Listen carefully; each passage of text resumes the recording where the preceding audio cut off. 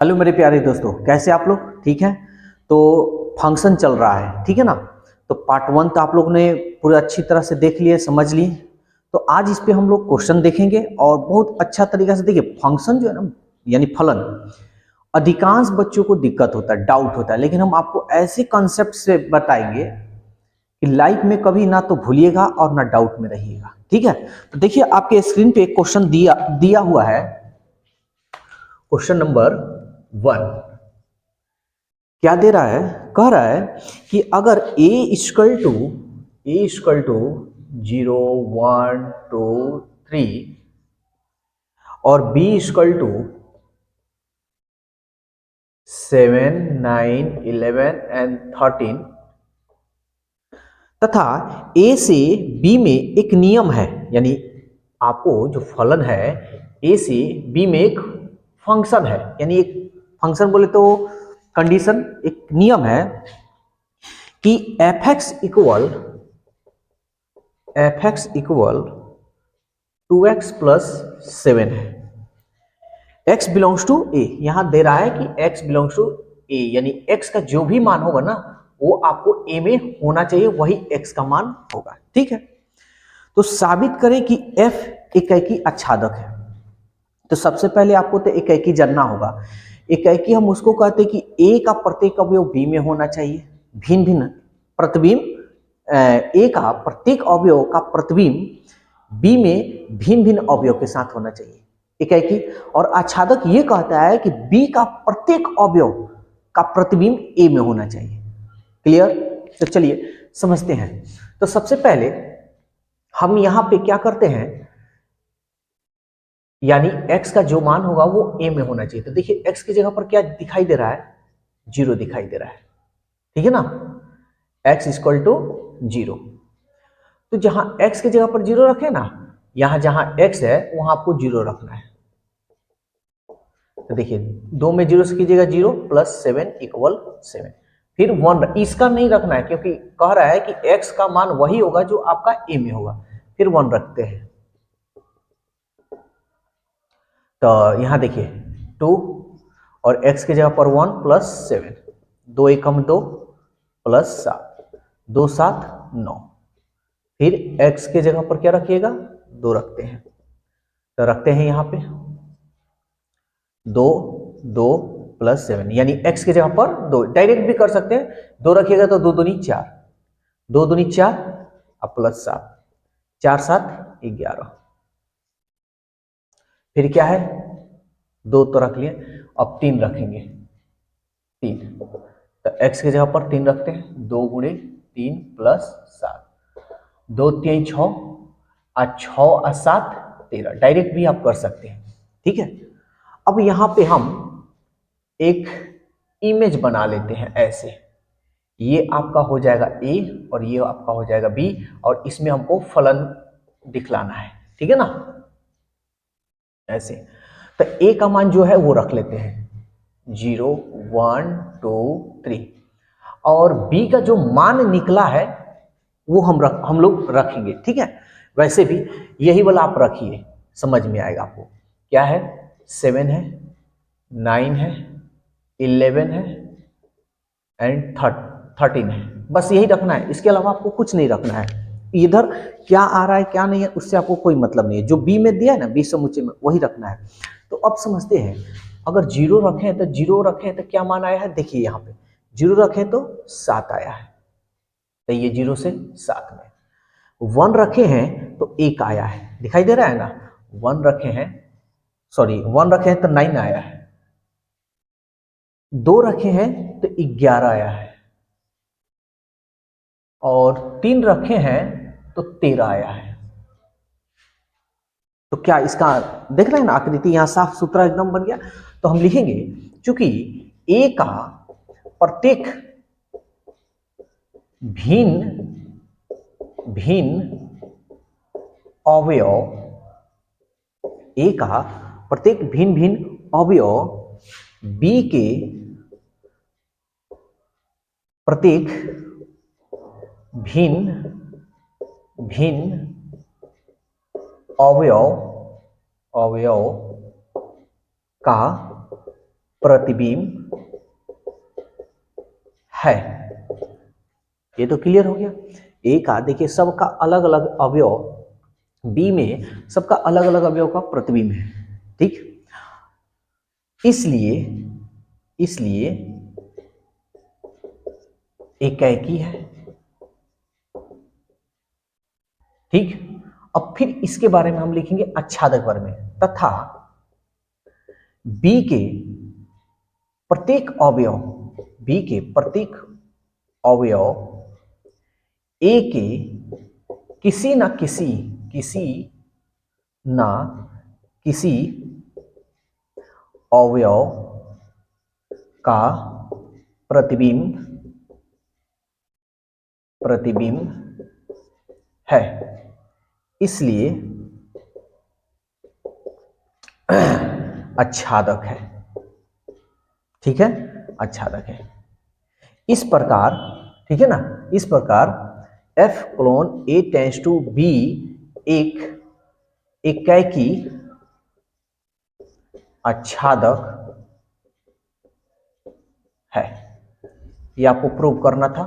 आप जिस तरह क्वेश्चन कर रहे हैं ना यहाँ पे, उस तरह भी लिख सकते हैं। यहाँ कह रहा है क्वेश्चन क्या कि साबित करें F एकाएकी आच्छादक है, तो इस तरह लिखें, या इसको ना लिखकर सीधा लिख सकते हैं F, इसलिए F एक एकाएकी आच्छादक, ऐसे भी। हाँ, आप ये पूछ रहे हैं ना कि सर ये लिखना जरूरी है कि नहीं, देखिए ये लिखना जरूरी है।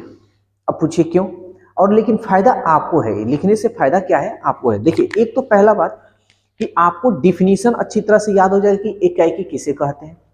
दूसरा चीज आच्छादक भी याद हो जाएगा कि आच्छादक किसे कहते हैं, इसलिए इसको लिख लीजिएगा ना तो ज्यादा बेटर होगा। इस चक्कर में मत रहिएगा नहीं लिखेंगे तो ऐसे हम डिनोट कर देंगे, नहीं।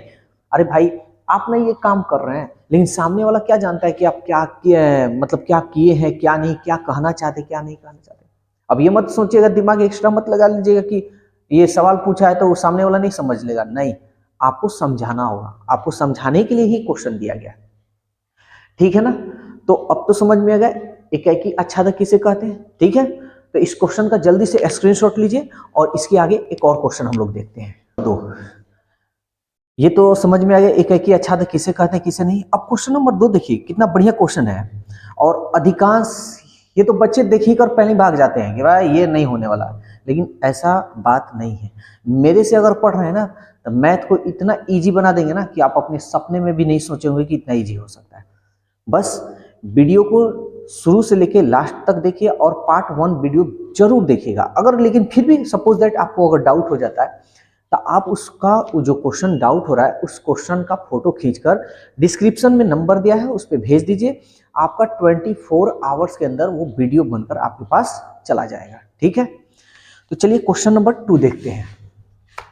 देखिए ये क्या कह रहा है, क्वेश्चन नंबर 2 कह रहा है कि F N tends to N F X equal 2x plus 3, ये क्वेश्चन दिया है, से परिभाषित है। तो कह रहा है कि पहला नंबर कह रहा है कि एकाएकी है, दूसरा आच्छादक है, ये साबित करना है। तो सबसे पहले आपको तो ये जानकारी होनी चाहिए कि n क्या है। आपको बताए हैं n नेचुरल नंबर है, नेचुरल मतलब प्राकृतिक संख्या है जो 1 2 3 से स्टार्ट होता है। तो ये क्वेश्चन दे रहा है हमको एकाएकी साबित करना है।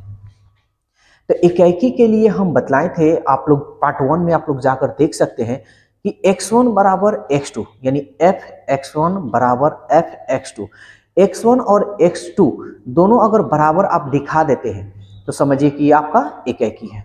तो चलिए देखते हैं और समझते हैं। सबसे पहले हम मान लेंगे, माना x1, x2 belongs to n है ना, n, यानी x1 और x2 का मान कुछ भी रखिए लेकिन वो नेचुरल नंबर में आना चाहिए, ठीक है।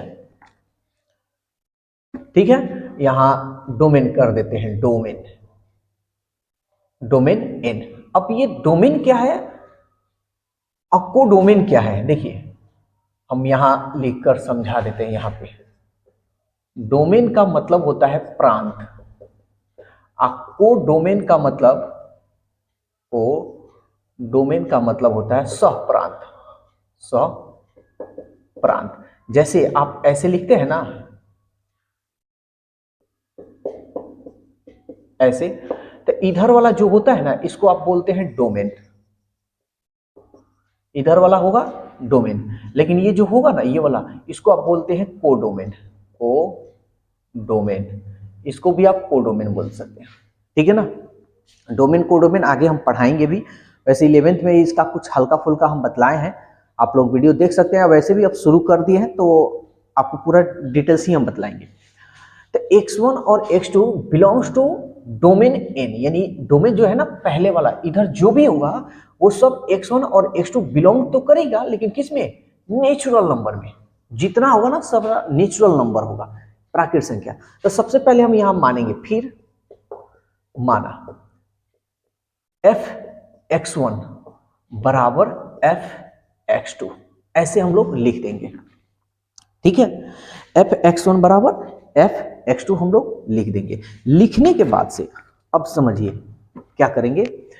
अब हम क्या, हमारा काम ये है, f x1, यहाँ x1 है ना, देखिए यहाँ x, तो यहाँ x के जगह पर हम x1 लिखे, तो जहां जहां x है ना वहां वहां आपको x1 लिखना है। तो यहाँ पे 2x1 प्लस 3 इक्वल, अब x2 है तो देखिए x की जगह पर आप क्या कीजिएगा, x2 रखिए। तो यहाँ पे जो है ना 2x2 प्लस 3, पहला काम क्या कीजिए कि जो अचर है उसको एक तरफ और चर को एक तरफ रहने देते हैं। तो देखिए 2x1 प्लस 3 अचर है, इसको इधर लाइएगा, प्लस है तो माइनस 2x1। देखिए कहीं भी आपको दिक्कत हो तो आप लोग जरूर कमेंट्स कीजिएगा, आपके कमेंट्स को देखकर आपके जवाब दिया जाएगा। 2x2, 2 से 2 कट गया, इसलिए x1 बराबर x2 बराबर आ गया। इस प्रकार, यानी इस प्रकार क्या है, f colon n tends to n fx एक इकाई है, ठीक है ना। अगर x1 बराबर x2 नहीं आता ना तो हम कह देते कि x1 और fx यानी इकाई नहीं, यानी ये बराबर नहीं आता। तब बराबर आ गया तो आप कह सकते हैं f जो है इकाई है। क्लियर? ये लैंग्वेज जो है ना अपने हिसाब से आप लोग लिख सकते हैं, कोई ज्यादा इसका वो जरूरी नहीं है। इसको हम मिटाते हैं, इस चीज को, इसको आप लोग स्क्रीनशॉट ले लीजिएगा। दो, ये पहला नंबर का था। अब क्वेश्चन नंबर 2 का क्या कह रहा है, क्वेश्चन नंबर 2 देखिए आपके स्क्रीन पे क्वेश्चन दिया हुआ है, कह रहा है आच्छादक। तो चलिए आच्छादक कह रहा है तो आच्छादक के बारे में हम लोग साबित करते हैं। तो सबसे पहले हम लोग मानेंगे, माना y belongs to codomain n, ठीक है, n। इसका मतलब y का जो भी मान होगा ना प्राकृत संख्या होगा, इस बात को याद रखिएगा, ठीक है। अब हम यहां फिर मानेंगे, फिर माना y इक्वल fx, ठीक है। y इक्वल क्या मानेंगे, fx। ये हमेशा जब भी आच्छादक पूछे ना बस यही कंडीशन करिएगा। हाँ यहाँ नेचुरल नंबर है, यहाँ कुछ और हो सकता है, लेकिन ये वाला प्रोसेस सेम होगा, ठीक है। तो चलिए अब हम लोग सॉल्व करते हैं और ध्यान से देखते हैं। देखिए y fx का मान क्या है आपका, यहाँ पे है, देखिए ये वाला हम लिख देंगे 2x प्लस 3। हम क्या करेंगे ना, हमको यहाँ x का मान निकालना है, ठीक है ना। हमेशा ये जब भी आच्छादक पूछे ना तो हमेशा ऐसे ही काम कीजिएगा। तो y प्लस को इधर भेज देते हैं माइनस, ये हमारा हो गया 2x। x का मान निकालना है तो ये बटा में आ जाएगा, y minus 3/2 equal to x, इसलिए x बराबर क्या हो गया, y माइनस 3/2, ठीक है ना। अब यहाँ एक बात बतलाइए हमको, जो x का जो मान आएगा, मान लीजिए y तो आपका नेचुरल नंबर है, यहाँ पे दिखाए हैं कि y का जो भी मान होगा ना प्राकृत संख्या होगा, 1 2 3 ऐसे होगा। अगर हम यहाँ पे सपोज दैट हम मान लेते हैं, आपको समझाने के लिए हम कर रहे हैं, माना y इक्वल 1 ले लेते हैं, तो रखिए तो x y की जगह पर 1 माइनस 3/2, 3 में से गया -2/2, ठीक है। 2 से 2 कट गया, -1। तो ये माइनस में आ रहा है, समझ में आ रहा है? ये किस में आ रहा है? माइनस में। तो क्या ये -1 क्या नेचुरल नंबर आप कह सकते हैं? नहीं, नेचुरल नंबर हमेशा पॉजिटिव में होता है, नेगेटिव में नहीं होता है। समझ में आ रहा है? या एक और ले लेते हैं एग्जांपल, जैसे y की जगह पर हम ले लेते हैं, आपको 4 ले लेते हैं। यहाँ पे आपको हम समझाने के लिए बता रहे हैं। तो x बराबर क्या होगा, y की जगह पर 4 रखिए, तो 4 - 3/2, 4 में से 3 गया 1/2। क्या ये नेचुरल नंबर है? 1/2 नेचुरल नंबर है? कहिएगा नहीं, नेचुरल नंबर नहीं है।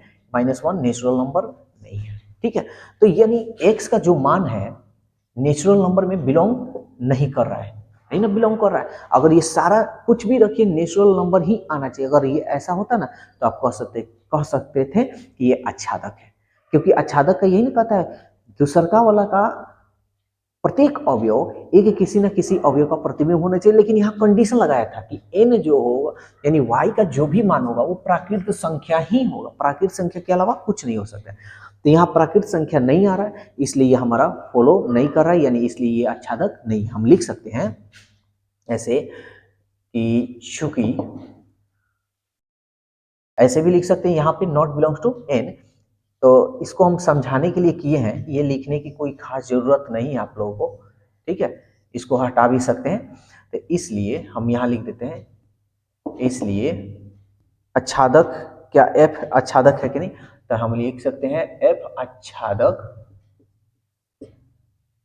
यहाँ थोड़ा बढ़िया से लिख देते हैं, f n tends to n आच्छादक नहीं है। बस इतना काफी है। ठीक है, तो अब हमारे ख्याल से आप लोग को आच्छादक और एकाकी निकालने में दिक्कत नहीं है। बस जब भी आच्छादक की बात पूछे ऐसे समीकरण से, तो हमेशा आपको ऐसे ही मानना है और ऐसे ही सॉल्व कर कर x का मान निकालना और देखना है क्या कंडीशन ऊपर n है कि क्या दिया है, क्या वो फॉलो कर रहा है कि नहीं कर रहा है। अगर कर रहा है तो कहिएगा आच्छादक, नहीं कर रहा है, नहीं कर रहा है तो कहिएगा कि आच्छादक नहीं। ठीक है, तो आज के लिए बस इतना ही। और वीडियो अगर अच्छा लगे तो इस वीडियो को ज़्यादा से ज़्यादा अपने यार दोस्तों में शेयर कीजिए, और कोई आपको प्रॉब्लम हो तो कमेंट्स करके अपनी राय जरूर दीजिए। तो आज के लिए बस इतना ही, फिर हम लोग कल मिलेंगे नए वीडियो के साथ, नए टॉपिक के साथ। Okay, bye bye.